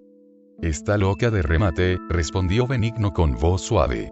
Conocí a Josefina el día de su llegada. Tuve que arrastrarla hacia la casa. El nahual y yo solíamos tenerla atada a la cama. Una vez se echó a llorar por su amiga, una pequeña con la que en otros tiempos había jugado. Lloró 3 días. Pablito la consolaba y le daba de comer como a un bebé. Ella es como él. Ninguno de los dos sabe cómo detenerse una vez que ha comenzado. De pronto, Benigno empezó a olisquear el aire. Se puso de pie y fue hasta el fogón. ¿Es realmente tímido?, pregunté a Néstor. Es tímido y excéntrico, fue Pablito quien replicó. Será así hasta que pierda la forma. Genaro nos dijo que tarde o temprano perderíamos la forma, de modo que no tiene sentido amargarnos la vida tratando de cambiar como nos indicó el nahual. Genaro nos aconsejó divertirnos y no preocuparnos por nada. Tú y las mujeres se inquietan y se esfuerzan. Nosotros, por el contrario, lo pasamos bien. Tú no sabes disfrutar de las cosas y nosotros no sabemos amargarnos la vida. El nahual llamaba al amargarse la vida ser impecable. Nosotros le llamamos estupidez, ¿no es así? Hablas únicamente por ti mismo, Pablito, dijo Néstor. Benigno y yo no compartimos tu oposición. Benigno trajo un tazón de comida y me lo puso delante. Sirvió a todos. Pablito examinó los recipientes y preguntó a Benigno de dónde los había sacado. Benigno le informó que estaban en una caja, en el lugar que la gorda le había dicho que los tenía guardados. Pablito me dijo en confianza que aquellos habían sido sus tazones antes de la ruptura. Debemos tener cuidado, comentó Pablito en tono nervioso. Es indudable que estos tazones están hechizados. Esas brujas les ponen algo. Yo preferiría usar el de la gorda. Néstor y Benigno empezaron a comer. En ese momento advertí que Benigno me había dado el tazón marrón. Pablito parecía confundido. Quise tranquilizarle, pero Néstor me detuvo. No lo tomes en serio, dijo. Le gusta ser así. Se sentará y comerá. Es allí donde tú y las mujeres fallan. No hay modo de hacerles entender que Pablito es así. Esperan que todo el mundo sea como el nahual. La gorda es la única que no se inmuta por él. No porque lo comprenda, sino porque ha perdido la forma. Pablito se sentó a comer, y entre los 4 dimos buena cuenta de toda la olla. Benigno lavó los tazones y volvió a ponerlos en la caja cuidadosamente. Luego, nos sentamos cómodamente en torno a la mesa. Néstor propuso que, tan pronto como oscureciera, fuésemos a dar un paseo por un barranco cercano al que yo solía ir con don Juan y don Genaro. Por una u otra razón, me sentía poco dispuesto a ir. No tenía la suficiente confianza en ellos. Néstor afirmó que estaban acostumbrados a andar en la oscuridad y que el arte de un brujo consistía en pasar desapercibido aún en medio de la multitud. Le conté lo que en cierta ocasión me había dicho don Juan, antes de dejarme en un lugar desierto de las montañas, no lejos de allí. Me había pedido que me concentrase en tratar de no ser evidente. Decía que los lugareños conocían a todo el mundo de vista. No había mucha gente, pero quienes allí vivían andaban siempre de un lado para otro y eran capaces de distinguir a un extraño a varios kilómetros. Algunos de ellos poseían armas de fuego y no tenían el menor reparo en disparar. No te preocupes por los seres del otro mundo, había dicho don Juan riendo. Los peligrosos son los mexicanos. Eso sigue siendo válido, dijo Néstor. Siempre fue cierto. Esa es la razón por la cual el nahual y Genaro eran artistas tan consumados. Aprendieron a pasar inadvertidos por en medio de todo eso. Conocían el arte del acecho. Aún era demasiado temprano para nuestro paseo por lo oscuro. Quería aprovechar el tiempo para formular a Néstor mi problema crucial. Lo había estado posponiendo hasta ese momento. Cierta extraña sensación me había impedido hacerle la pregunta. Era como si la respuesta de Pablito hubiese agotado todo mi interés. Pero el propio Pablito vino en mi ayuda. De pronto, trajo a colación el tema, como si hubiera leído mis pensamientos. Néstor también saltó al abismo el mismo día que nosotros, dijo. Y así fue como se convirtió en el testigo, tú te convertiste en el maestro y yo en el tonto del pueblo. Con tono despreocupado pedí a Néstor que me hablara de su salto al vacío. Traté de aparentar poco interés. Pablito era consciente de la verdadera naturaleza de mi forzada indiferencia. Rió y comentó con Néstor que yo procedía con cautela porque su propio relato de los hechos me había decepcionado profundamente. Yo lo hice después de ustedes, dijo Néstor, y se quedó mirándome como si esperara otra pregunta. Saltaste inmediatamente detrás de nosotros. Inquirí. No. Me llevó bastante rato disponerme, respondió. Genaro y el Nahual no me habían dicho qué hacer. Ese era un día de prueba para todos nosotros. Pablito parecía desalentado. Se levantó de la silla y echó a andar por la habitación. Volvió a sentarse, sacudiendo la cabeza en un gesto de desesperación. ¿Realmente nos viste arrojarnos al abismo? Pregunté a Néstor. Soy el testigo, replicó. En el presenciar estaba mi camino al conocimiento. Contarte impecablemente lo que presencié es mi deber. ¿Pero qué es lo que viste en verdad? Insistí. Los vi aferrarse el uno al otro y correr hasta el límite del abismo. Y luego los vi, como a dos cometas, recortados contra el cielo. Pablito se alejó en línea recta y luego cayó. Tú ascendiste un poco y te alejaste un corto trecho del borde, antes de caer. Pero, ¿saltamos con nuestros cuerpos? Quise saber. Bueno, no creo que haya otra forma de hacerlo, dijo, y rió. ¿No pudo haberse tratado de una ilusión? Pregunté. ¿Qué es lo que estás tratando de decir, maestro? Preguntó a su vez en tono seco. Quiero conocer la verdad de lo ocurrido, dije. ¿Acaso padeces amnesia, como Pablito? Inquirió Néstor con un destello en la mirada. Intenté explicarle la naturaleza de mi dilema respecto del salto. No se pudo contener y me interrumpió. Pablito intervino para llamarle al orden y se lanzaron a una discusión. Pablito la eludió mediante el expediente de comenzar a pasearse, semisentado, arrastrando la silla alrededor de la mesa. Néstor no ve más allá de sus narices, me dijo. Benigno es igual. No obtendrás nada de ellos. Al menos cuentas con mi simpatía. Pablito soltó una risilla aguda que hizo temblar sus hombros y se cubrió la cara con el sombrero de Benigno. Por lo que a mí se refiere, ambos saltaron, dijo Néstor en un súbito estallido. Genaro y el Nahual no les habían dejado otra salida. En eso consistía su técnica. En acorralarlos y guiarlos hacia la única puerta abierta. Por eso ustedes dos se arrojaron al vacío. Eso es lo que yo presencié. Pablito dice que él no sintió nada. Eso es discutible. Sé que era perfectamente consciente de todo, pero él prefiere negar su experiencia. Yo no era verdaderamente consciente, me aseguró Pablito en tono de disculpa. Puede ser, dijo Néstor secamente. Pero yo sí, y vi sus cuerpos haciendo lo que debían hacer. Saltar. Las afirmaciones de Néstor me pusieron de un humor singular.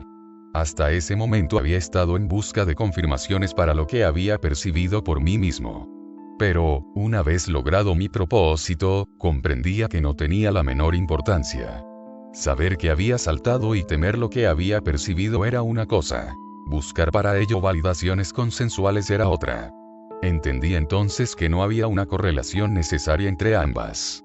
Había creído que el hecho de que alguien corroborase el salto liberaría a mi intelecto de dudas y temores. Estaba equivocado. Contra lo esperado, me sentía más inquieto, más inmerso en la cuestión.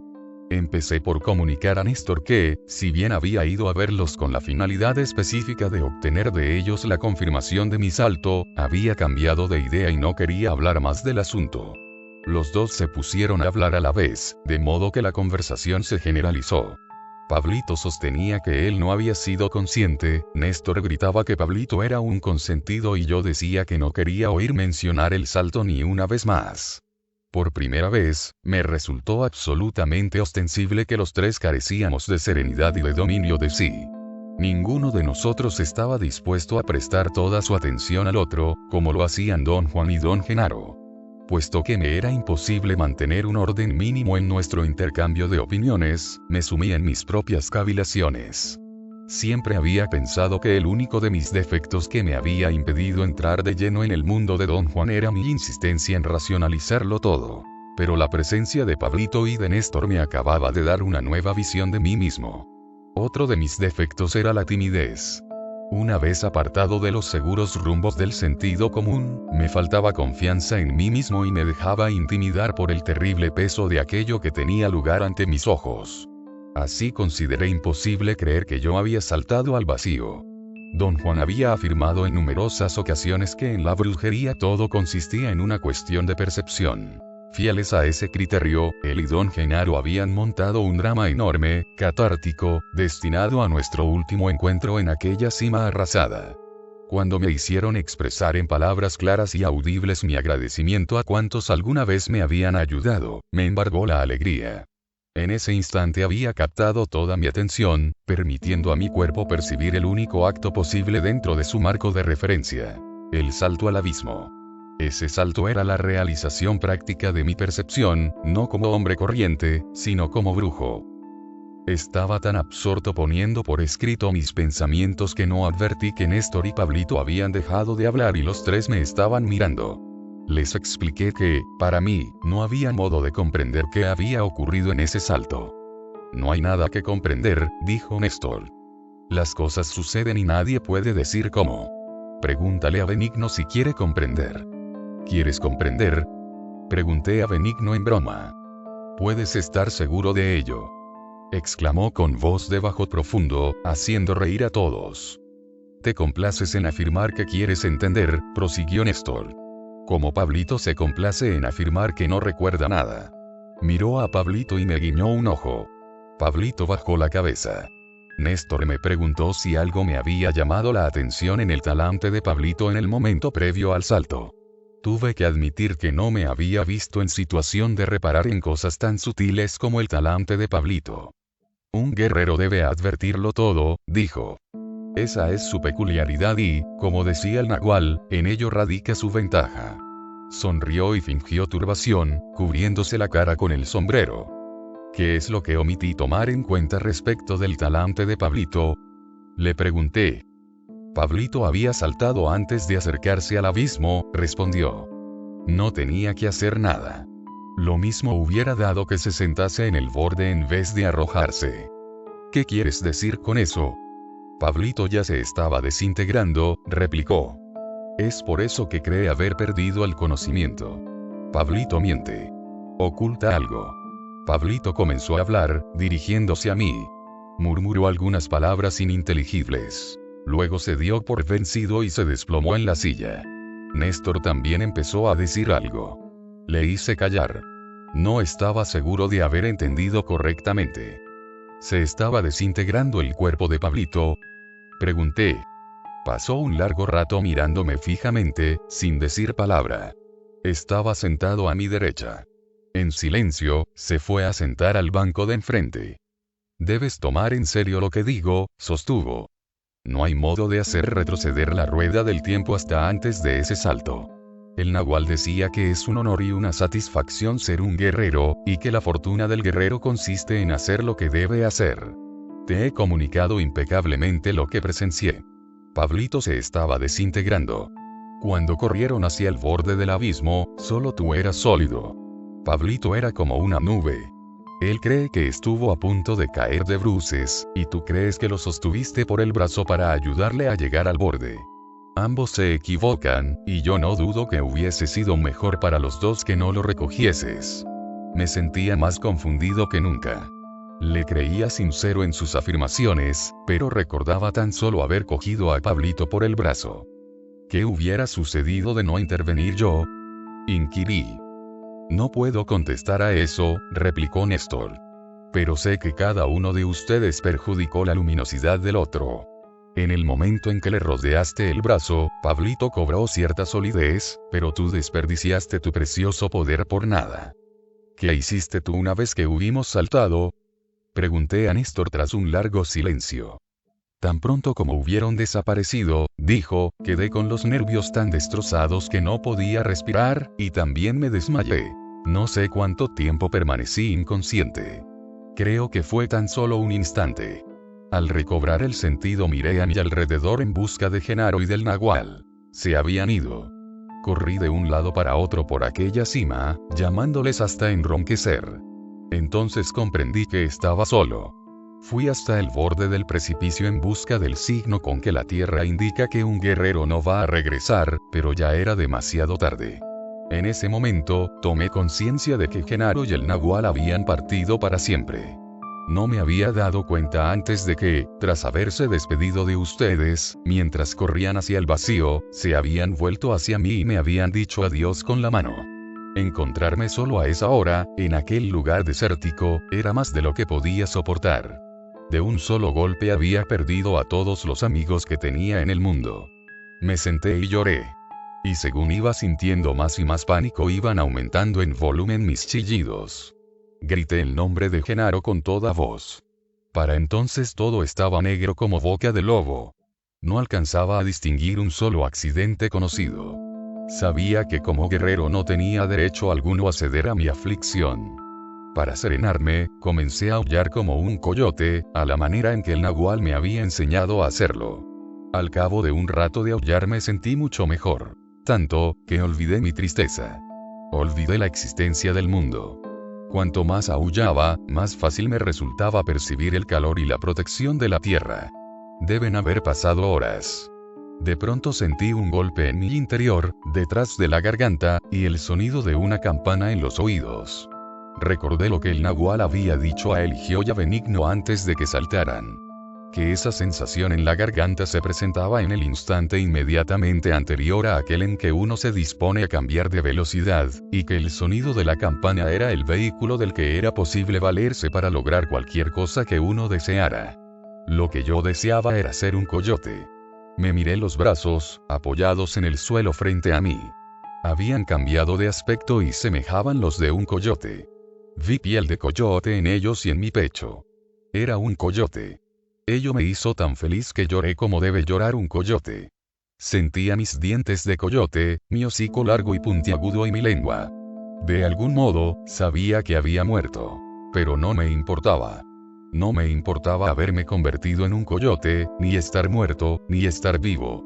Anduve como un coyote, en cuatro patas, hasta el borde del precipicio, y me arrojé a él. No me quedaba otra cosa por hacer. Sentí que caía y que mi cuerpo de coyote daba vueltas en el aire. Entonces volví a ser yo, girando rápidamente en el espacio. Pero antes de llegar al fondo cobré tal ligereza que dejé de caer para empezar a flotar. El aire me pasaba de lado a lado. Era tan liviano. Creí que por fin la muerte me penetraba. Algo agitaba mi interior y me desintegraba como arena seca. El lugar en que me hallaba era pacífico y perfecto.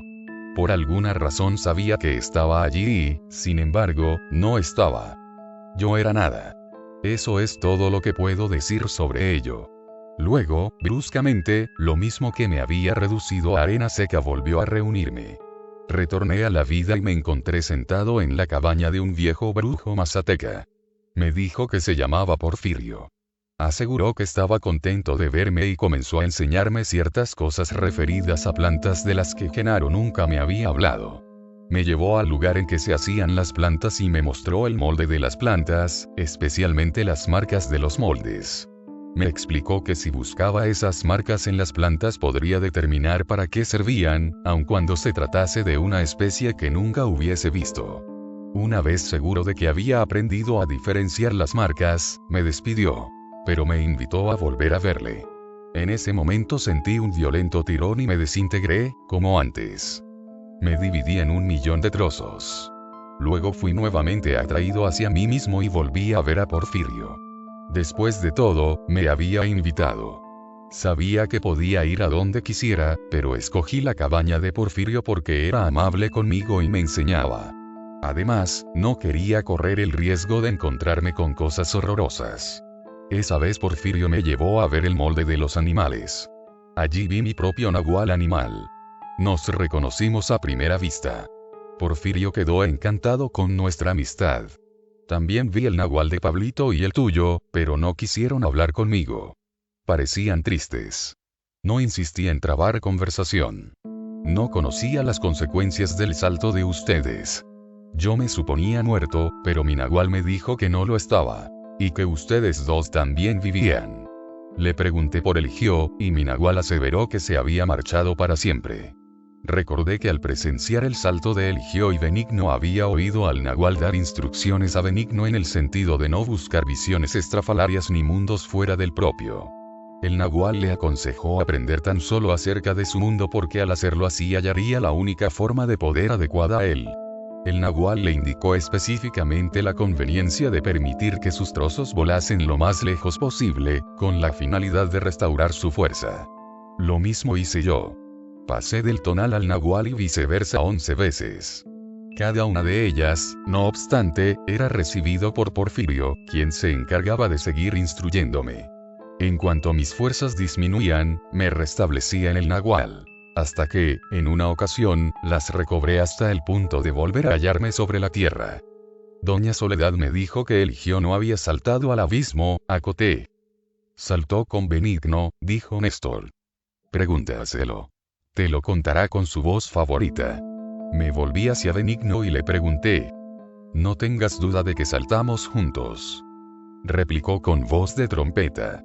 Pero nunca hablo de ello. ¿Qué te dijo de Eligio doña Soledad? Preguntó Néstor. Les conté que doña Soledad me había dicho que Eligio había sido envuelto por un viento y abandonado el mundo cuando trabajaba en campo abierto. Está completamente confundida, dijo Néstor. Eligio fue llevado por los aliados. Pero él no quería a ninguno de ellos, de modo que le dejaron ir. Eso no tiene nada que ver con el salto. La gorda nos dijo que tuviste un encuentro con los aliados anoche. No sé qué hiciste, pero si hubieras querido atraparlos o seducirlos para que se quedasen contigo, habrías debido girar con ellos. A veces ellos llegan por propia decisión hasta el brujo y le envuelven y le hacen girar. Eligio era el mejor guerrero que había, así que los aliados fueron a él por su cuenta.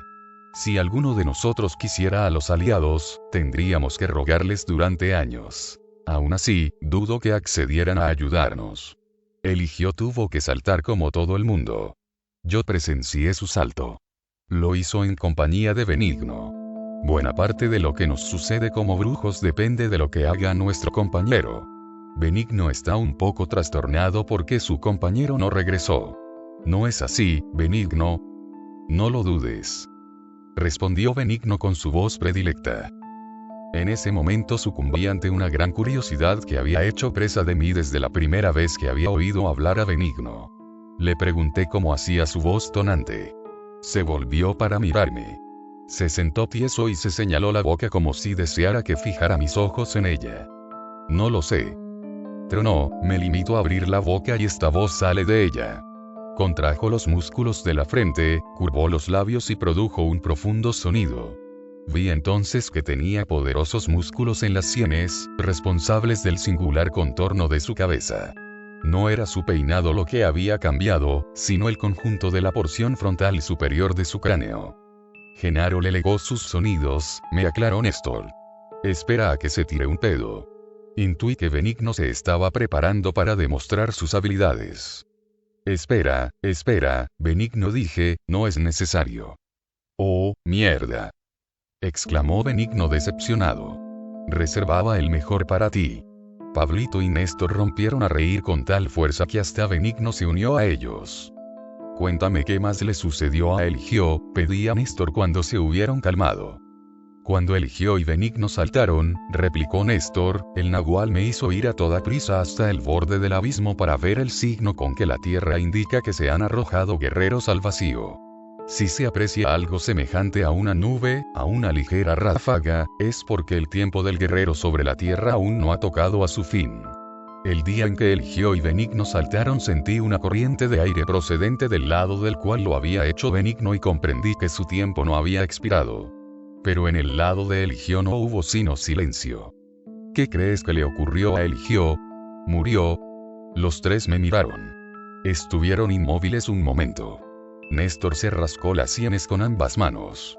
Benigno sofocó una risilla y sacudió la cabeza. Intenté explicarme, pero Néstor me detuvo con un gesto. Las preguntas que nos haces son serias. Quiso saber. Benigno respondió por mí. Cuando no hacía el payaso, su voz era profunda y melodiosa. Dijo que el Nahual y Genaro nos habían reunido porque cada uno de nosotros poseía fragmentos de información de los cuales carecían los demás. Bien. Si ese es el caso, te diremos cómo son las cosas, dijo Néstor sonriendo como si acabara de quitarse un gran peso de encima. Eligio no murió. Nada de eso. ¿Dónde está? Pregunté. Volvieron a mirarme. Tuve la impresión de que estaban haciendo verdaderos esfuerzos por no reír. Les dije que lo único que sabía acerca de Eligio era lo que me había contado doña Soledad. Me había dicho que Eligio había ido al otro mundo a reunirse con el Nahual y con Genaro. A mí eso me sonaba que los tres estaban muertos. ¿Por qué hablas así, maestro? Preguntó Néstor en un tono que revelaba profunda preocupación. Ni siquiera Pablito habla así. Pensé que Pablito iba a protestar. Estuvo a punto de ponerse de pie, pero pareció cambiar de opinión. Sí, es cierto, dijo. Ni siquiera yo hablo así.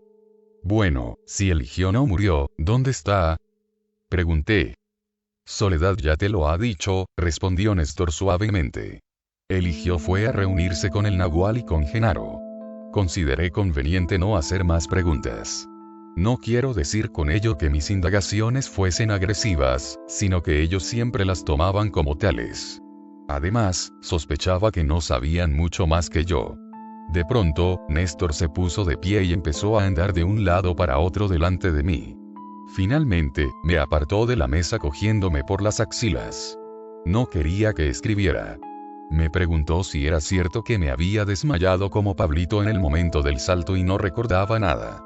Le dije que había tenido buen número de sueños vívidos o visiones que no podía explicar y les había ido a ver en busca de una aclaración. Me pidieron que les contara todas las visiones que hubiese tenido. Tras escuchar mi relato, Néstor comentó que eran de un tipo muy extraño y que solo las dos primeras eran de gran importancia y de esta tierra. Las demás eran visiones de mundos ajenos. Explicó que la primera tenía un especial valor porque se trataba de un presagio propiamente dicho. Agregó que los brujos consideraban el primero de los sucesos de toda serie como el anteproyecto del mapa de lo que iba a producirse a continuación. En aquella visión en particular me encontraba delante de un mundo estrafalario. Había una enorme roca ante mis ojos, una roca que había sido partida en dos. A través de un ancho boquete en ella, alcanzaba a ver una llanura fosforescente y sin límites, una especie de valle, bañado en una luz amarillo-verdosa. En un lado del valle, a la derecha, parcialmente oculto a mi vista por la enorme roca, había una increíble estructura en forma de cúpula. Era oscura, de un gris semejante al de la carbonilla. Si mi tamaño hubiese sido el mismo que en el mundo de mi vida corriente, su altura habría llegado a 15.000 metros y su ancho a muchos kilómetros. Tal enormidad me deslumbró. Sentí vértigo y caí a plomo en un estado de desintegración. Volví a experimentar el mismo rechazo y fui a dar sobre una superficie sumamente desigual y, sin embargo, lisa. Era una superficie brillante, interminable, tal como la llanura que había visto antes. Se extendía hasta donde alcanzaba la vista. No tardé en darme cuenta de que podía mover la cabeza en cualquier dirección que deseara sobre un plano horizontal, pero no hacia mí mismo. No obstante, me era posible inspeccionar los alrededores rotando la cabeza de izquierda a derecha y viceversa. Pero cuando pretendía volverme para mirar detrás de mí, no conseguía desplazar mi volumen. La llanura se extendía monótonamente, igual a mi derecha que a mi izquierda. No había a la vista más que un infinito resplandor blanquecino. Quería ver el suelo que pisaba, pero no podía bajar los ojos. Alcé la cabeza para mirar al cielo. Vi otra superficie ilimitada y blanquecina, que parecía unida a aquella sobre la cual me hallaba. Experimenté una súbita aprensión e intuí que algo estaba a punto de serme revelado. Pero el repentino y devastador asalto de la desintegración lo impidió. Cierta fuerza me arrastró hacia abajo. Fue como si aquella superficie me tragase. Néstor sostuvo que el haber visto una cúpula era de tremenda importancia porque esa forma en particular había sido referida por el Nahual y por Genaro como imagen del lugar en que se suponía que todos nos íbamos a reunir algún día con ellos. Llegados a ese punto, Benigno se dirigió a mí, diciendo que había oído las instrucciones recibidas por Eligio en el sentido de dar con esa cúpula. Agregó que el Nahual y Genaro habían insistido en la cuestión, de modo que Eligio la entendiese cabalmente. Ellos siempre habían considerado a Eligio el mejor. Por lo tanto, le prepararon para hallar esa cúpula y entrar a su bóveda blanquecina una y otra vez. Pablito dijo que los tres habían sido instruidos para encontrar esa cúpula, si les resultaba posible, pero ninguno lo había logrado. Comenté en tono de queja que ni don Juan ni don Genaro me habían mencionado jamás nada semejante. Yo no había recibido enseñanza alguna relacionada con una cúpula. Benigno, que se encontraba sentado a la mesa frente a mí, se puso de pie y vino a mi lado. Se situó a mi izquierda y me susurró al oído que tal vez los dos viejos me hubiesen instruido y yo no lo recordara, aunque también era probable que no me hubieran dicho nada para que no fijase mi atención en ella una vez encontrada. ¿Cuál era la importancia de la cúpula? Pregunté a Néstor. Allí es donde están el Nahual y Genaro, replicó. ¿Y dónde se encuentra esa cúpula? Inquirí. En alguna parte, sobre esta tierra, dijo. Tuve que explicarle detenidamente la imposibilidad de que una estructura de esas dimensiones existiese en nuestro planeta. Le dije que mi visión había sido algo muy semejante a un sueño y que cúpulas de esa altura solo eran concebibles como producto de la fantasía. Rió y me palmeó delicadamente la espalda, como si le siguiese la corriente a un niño. ¿Tú quieres saber dónde está Eligio?, dijo Néstor de pronto. Pues bien, está en la bóveda blanquecina de esa cúpula con el Nahual y Genaro. Pero esa cúpula fue una visión, protesté. Entonces Eligio está en una visión, dijo Néstor. Recuerda lo que Benigno acaba de decirte. Ni el Nahual ni Genaro te ordenaron hallar esa cúpula y regresar a ella. Si lo hubieran hecho, no estarías aquí. Estarías donde Eligio, en la cúpula de esa visión. Como ves, Eligio no murió como muere un hombre en las calles. Simplemente, no regresó de su salto. Su declaración me resultó asombrosa. No podía apartar de mi memoria la intensidad de las visiones que había tenido, pero por alguna razón desconocida deseaba discutir con él. Néstor, antes de que me fuese posible decir nada, llevó la cosa aún más allá. Me recordó una de mis visiones. La penúltima. Había sido la más angustiosa de todas. En ella me perseguía una extraña criatura oculta. Sabía que estaba allí, pero no alcanzaba a verla, no porque fuese invisible, sino porque el mundo en que me encontraba era tan increíblemente nuevo que no podía determinar qué era cada cosa en él. Fueran lo que fueran los elementos que tenía a la vista, ciertamente no eran de esta tierra. La angustia que experimenté al saberme perdido en un lugar así estuvo a punto de superar mi capacidad emocional. En cierto momento, la superficie sobre la cual estaba parado comenzó a sacudirse. Percibí que cedía bajo mis pies y me aferré a una especie de rama, o un apéndice de algo que me hacía pensar en un árbol, que colgaba, exactamente sobre mi cabeza, en un plano horizontal. En el instante en que la toqué, la cosa me rodeó la muñeca, como si hubiese estado llena de nervios que lo captaran todo. Fui alzado a una tremenda altura. Miré hacia abajo y vi un animal increíble. Comprendí que se trataba de la criatura que me había estado persiguiendo. Surgía de una superficie que parecía ser suelo. Distinguí su enorme boca, abierta como una caverna. Oí un rugido estremecedor, completamente sobrenatural, algo semejante a un grito estridente, metálico, sofocado, y el tentáculo que me había cogido me soltó para dejarme caer en aquella boca de aspecto cavernoso. La vi en todos sus detalles en el curso de la caída. Entonces se cerró, conmigo dentro. E inmediatamente, la presión redujo mi cuerpo a una pasta. Ya has muerto, dijo Néstor. Ese animal te comió. Te aventuraste más allá de este mundo y diste con el horror mismo. Nuestra vida y nuestra muerte no son más ni menos reales que tu corta vida en ese lugar y tu muerte en la boca de ese monstruo. Esta vida que tenemos no es sino una larga visión. ¿Te das cuenta? Espasmos nerviosos recorrieron mi cuerpo. No fui más allá de este mundo, prosiguió, pero sé de qué hablo. No protagonicé cuentos de horror, como ustedes. Lo único que hice fue visitar a Porfirio 10 veces. Si hubiese dependido de mí, habría vuelto allí siempre que me fuera posible. Pero mi 11º rebote fue tan violento que cambió mi dirección. Percibí que dejaba atrás la cabaña de Porfirio. En lugar de encontrarme ante su puerta, me hallé en la ciudad, muy cerca de la casa de un amigo mío. Me pareció divertido. Sabía que estaba viajando entre el Tonal y el Nagual. Nadie me había dicho que los viajes debían serlo de una clase especial. Así que sentí ganas de ver a mi amigo y decidí hacerlo. Comencé a preguntarme si realmente lograría verlo. Llegué a su casa y golpeé la puerta, tal como lo había hecho numerosas veces. Su mujer me hizo pasar como siempre. En efecto, mi amigo estaba en casa. Le dije que había ido a la ciudad por cuestiones de trabajo, e incluso me pagó un dinero que me debía. Me lo puse en el bolsillo. No ignoraba que mi amigo, y su esposa, y el dinero, y su casa, eran una visión, como la cabaña del Porfirio. No ignoraba que una fuerza superior a mí me iba a desintegrar en cualquier momento. De modo que me senté para pasarlo bien con él. Reímos y bromeamos. Y me atrevo a decir que estuve gracioso y brillante y encantador. Pasé allí un largo rato, esperando la sacudida. Como no se producía, decidí marchar. Me despedí y le agradecí el dinero y la hospitalidad. Me fui. Quería ver la ciudad antes de que la fuerza me llevara de allí. Vagué toda la noche.